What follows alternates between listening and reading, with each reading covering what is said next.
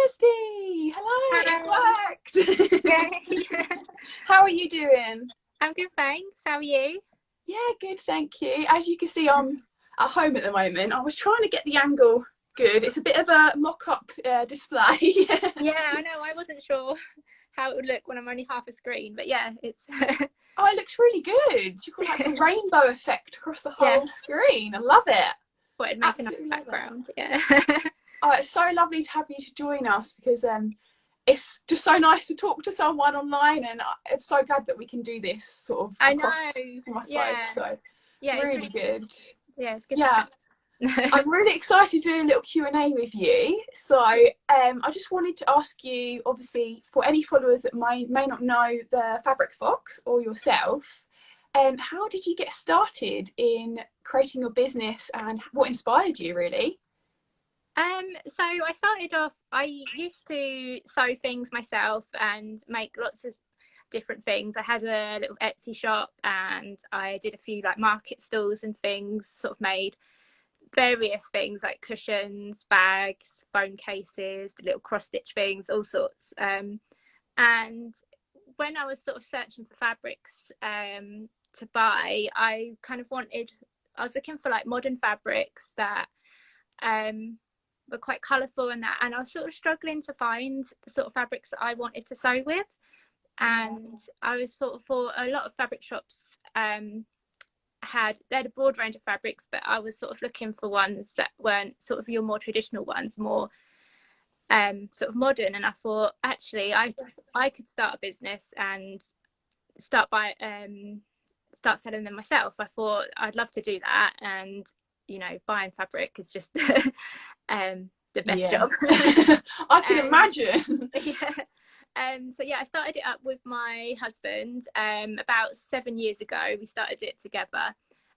He helps me out, like he's got a part-time job as well, but when his days off, he's sort of cutting fabrics as well. But yeah, we started off living at home with my parents in a little, and we used a spare little box room to get started. And sort of grew from there. And when we bought a house where we could have a spare room that would be for the fabric. So it's sort of taken over our house. And yeah, sort of focused on stocking fabrics that I wanted to sew with.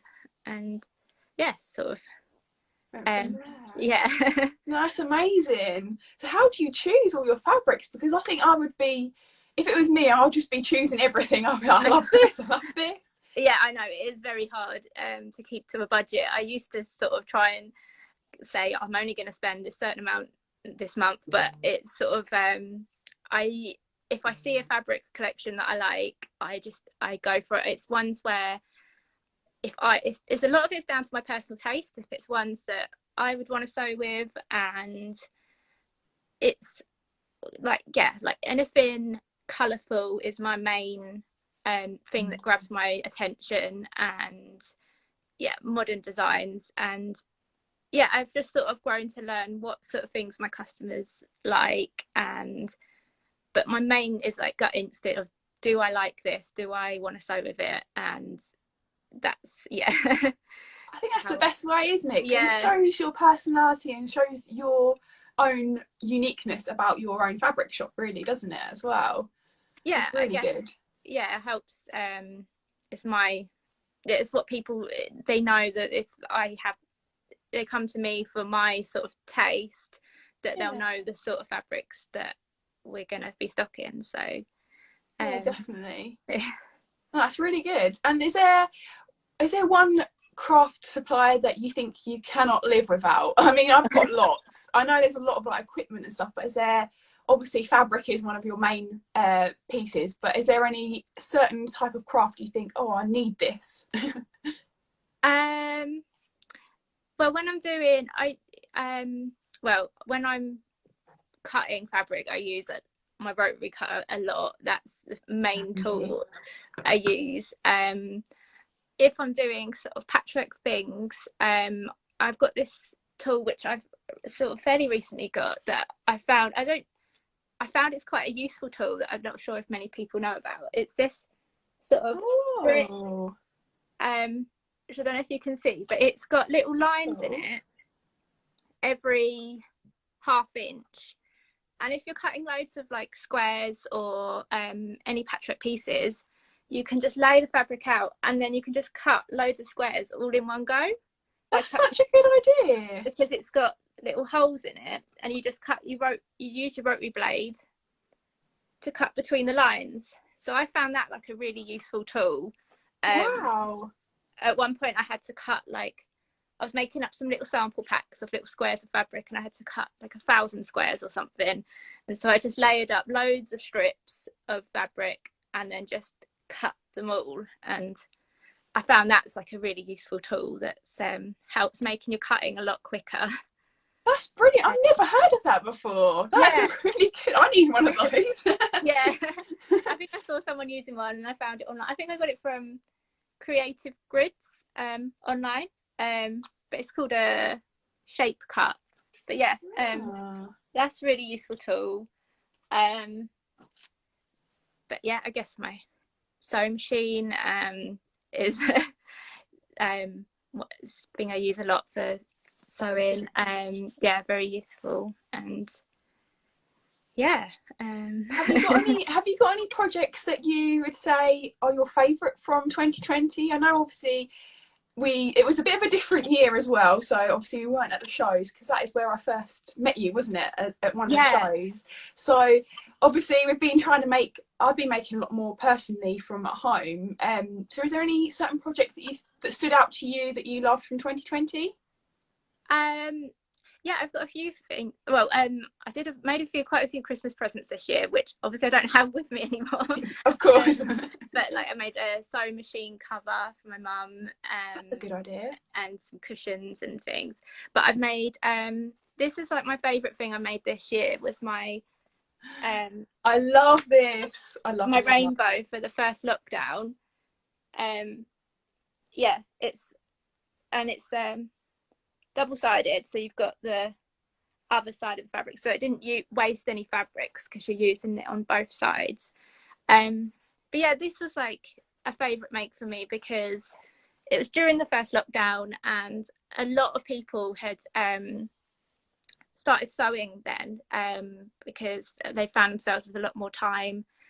And I just sort of everybody was doing rainbows to put in their windows, and I thought it would be great to make a fabric one to have in my window. And I thought I'd try and come up with a pattern to share. And I thought this one was great because I could like make it, and I usually have it hanging up here now. I've started hanging it up at home because yeah, it's one that you could just keep, and it's sort of a nice little cheerful rainbow. Yeah, and it was really nice to see other people making them as well, seeing like my pattern, because I just sort of experimented with it and came up with a pattern to share with people. And then it's really nice to see other people following your tutorial and making it and putting it up in their own homes. So definitely. Yeah, I really enjoyed that. I love the fact that it's like printed as well. You've got like prints inside it, if you know what I mean, haven't you? That fabric has got like a lovely design on each one. Yeah, each fabric is a different one. These are batik fabrics. Wow. But yeah, they're quite like modern designs on the batiks in the bright. That's the thing I've picked out. Like you could get all sorts of colours, but I picked out the most brightest colours. And I thought, yeah, they worked really well together. I love that. I think that's also, you just reminded me, because I made a rainbow also as well for our window, because obviously I was working from home as well. And that, I think, is one of my favourite projects as well, just because it's so cheerful. And I also made a rainbow top as well. And I think I was just full of rainbows at home. It's just nice and bright and colourful, isn't it? And something to cheer you up. Yeah. Really nice. Yeah. So have you got any plans for new projects this year? Well, I've got a quilt that I'm already working on that I've been doing. I started it even maybe the year before last even, which is like a big quilt that looks like a sort of a brick wall design. So each like different rectangles, but they're all, each fabric is different in each brick. So I love that idea. yeah, so it's quite a big project that I started to make a double quilt, which I think is a bit ambitious to start off with, but yeah, I'll have to see if I can fit it all in my under my sewing machine to quilt it, but hopefully, yeah. So I'm going to carry on with that because that's sort of a project that I sort of started and then haven't got around to going back to. And I've also recently bought a pattern by Pen and Paper Patterns, and it's called Fresh as a Daisy, and it's like a daisy block, all different petals, and you do lots of them to make up a quilt, which I might make to go on my sofa, that quilt thing. So that's sort of a pattern I bought to make. And then I had a go before at doing some fabric weaving. Wow, that is so cool. It's a tutorial I found on YouTube, I think by Mr. Domestic, and we'll have to have a look. Yeah, and it's a little fiddly to get your head around at first, but it is just strips of fabric, and then you sort of weave, like they're just woven. So they're not sewn at all? No, you sew it. You start with some iron-on interfacing as the background, and then you weave them all together and sort of pin down so they're held in place. And then when you're finished, you just iron it, and it all sticks to the interfacing at the back, so it's sort of glued in place in a bit, and then you can sew to keep it in place at the end. But yeah, it's just woven together. So that's something I'm kind of been meaning to come back to and have another go at and do, because I've not really seen that sort of technique used much, and I thought it'd be a fun thing to try and explore for this year. Yeah, I've never seen that before. Yeah, I've never actually done any quilting before. I'd love to do it because it's such a good way to use up all your sort of fabric scraps as well, isn't it? Yeah, or if you've got any like fat quarters and leftover bits, it's just perfect to sort of create a big piece of art, but then you can use it afterwards, which is even better. Yeah, you can do all sorts of things. Like lots of people, you can either make quilts, or people make them as like wall hangings, like things that actually hang up and display, or you can do cushions, or you can start with the block of what you want to make and then turn it into whatever you want, really. Or even like displaying different things you've made in hoops is a great thing to make. But yeah, I've got so many pieces of fabric that I've either kept like different ones that we've stocked, and I thought, oh, I want to keep a bit of that, or like different scraps and that. So my sort of stash is quite overflowing with fabrics at the moment. I know what you mean. Mine is the same. I have like a big stash. I'm like, what do I do with these next? Because I know I want to use them. But like you say, like embroidery hoops, if you've got a small amount, you can still display it and make it look nice. Yeah. And if you are, obviously most of us are at home, that is a perfect sort of way to sort of add something colourful and nice to your room, sort of a project that you can actually admire while you're at home as well, isn't it? Yeah, definitely helps brighten up your room, and it's nice to be able to just like look at things that you've made yourself, and yeah, it's quite satisfying, and yeah, it gives us something to do while we're sort of at home and indoors a bit more at the moment. Yeah, exactly. And I wanted to ask you as well, do you have any new products coming up for this year? I know obviously lots of us are trying to do new things for 2021, and I just wondered if you've got anything new and exciting coming up at all. So yeah, we've got so many like new fabrics. I've ordered fabrics like the next 6 months. I've got loads of different fabrics already ordered. Like I've already ordered in my like Christmas fabrics, which, well, they won't be here for a while yet, but yeah, I've sort of planned out for the year all the lots of new exciting fabrics. I could show you some new ones that we've got. Please. I really want to see. And I'm sure lots of people also watching. Hello to everyone watching. Hopefully they'd like to see too. Hello. Yeah, this is one of my new favourite ones that we've got that's new. It's kind of a retro kind of geometric shapes kind of collection, and that is gorgeous. Yeah, and I love the colours. I'm quite obsessed with anything like, well, our logo is like pink, yellow and blue, and pretty much my whole house is that sort of colour scheme. And that's a very much, when I look at how much colours we stock, I'm very much drawn to these sort of colours. So yeah, I was definitely love this collection. And then there's like a floral one that goes with it. Oh, it's gorgeous. Which I really like. Yes, I love the colours as well. I totally agree. And then this collection that is like one of our most popular collections is Speckled from Ruby Star Society, and it's like a basic, but it's like got loads of little coloured kind of like paint splatters. Yeah, that's cool. And this one's like a multicoloured one, but there's others where it's just a coloured background and then they've got like little metallic bits in. And in a couple of months we've got loads of new colours of them come in. So that's really exciting. But the main thing that's new for us is our Bella Solids, which if you a little like look. Oh, I love them. I love how you've ordered them in colour order as well. You're like us with our vinyls, like we just have to have everything in colour order. Yeah, it looks really nice, but it's not the most practical for when I'm trying to find fabrics for orders. It'd probably be better by alphabetical order, but it just wouldn't look as nice. I know.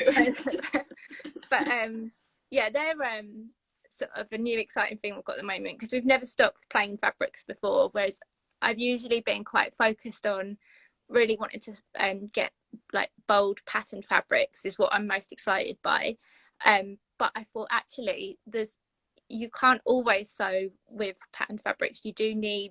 Sometimes you need like a plainer background to complement the pattern. And I keep seeing loads of patterns online that I like that are in just like block colours, and I thought actually it would be really nice to be able to stock a full range of shades of colours to get, so you can find the colour you need and to go with your project.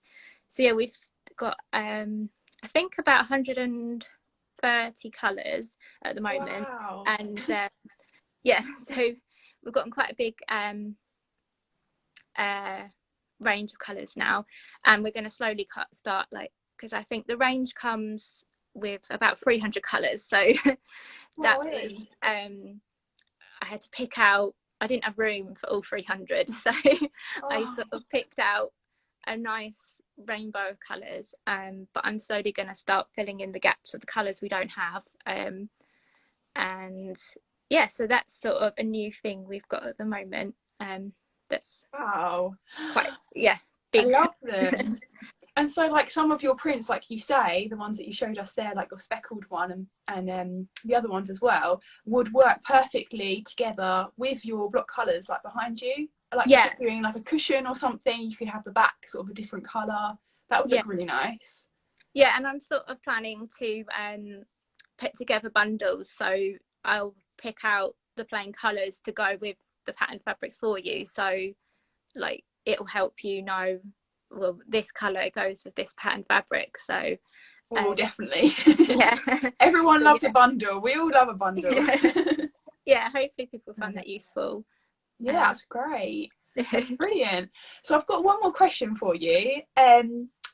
Is there any, or are there any tips that you have for any small businesses starting or continuing into 2021 that you could give to us? Yeah, it's kind of a strange year for running a business at the moment, because it's all a bit unpredictable, but I guess to just go easy on yourself and not put too much pressure on yourself, and like if you want to go for something, just do it. And yeah, and like another tip I would say is Instagram is a really good tool for getting to know your customers and building a community. It's especially as we can't meet up like we were saying before about like at shows at the moment, and you normally get to go out and see customers and make new friends with people and that. So Instagram is a really good way to stay connected, and to show people the sort of the face behind the business, I guess, because that's kind of a thing I've learned that's quite important, that people like to buy or shop with the person, not just the business. So it's like, yeah, people let people get to know you and Definitely. and get to know each other, really. Yeah, it's a really good way to stay connected. Yeah, I agree. Like things like this that we can do and sort of talk to one another, support each other. That's like the main thing, isn't it? Really, Yeah, so that we can sort of all bounce off of each other and get new ideas of things. Like we say about the 2021 plans, like writing a list of things we could do, or tutorials really do help. Like your rainbow tutorial as well. Something a little extra to do, isn't it? And keep busy yeah, as well. yeah. It's like inspiration, really.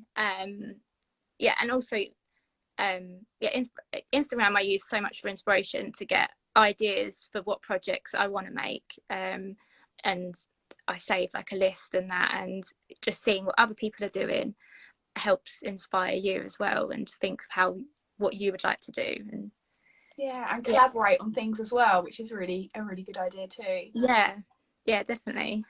Brilliant. So I think we have one question on here for you Oh, somewhere that was just going to ask you. I did see it earlier, so I'm just trying to quickly scroll through.